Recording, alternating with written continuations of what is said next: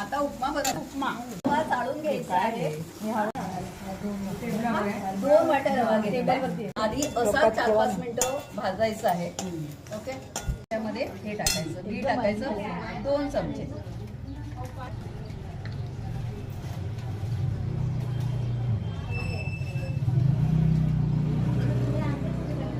थोडंसं fish colour आला पाहिजे थोडा. आणि हा घी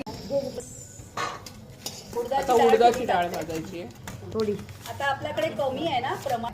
थोडी डाळ आहे ती भाजून घ्यायची आहे. ते प्रॉब्लेम आहे. चिवड्याची डाळ, चिवड्याची डाळ. आता काजू भाजून घ्यायचे आहेत. आता याच्यामध्ये आपण कटिंग केलेले गाजर टाकूया. हे ओली भाजी आहे ना, तर ह्याच्यामध्ये जे आवाज येतोय ना आपण चिरचिराचा, तो बंद व्हायला तो बंद झाला पाहिजे. म्हणजे त्यातलं मॉइश्चरायझर सगळं निघून गेलं असं समजायचं. त्यामुळे आता कसं बोलतात नको प्रीमिक्स मध्ये, कारण गाजर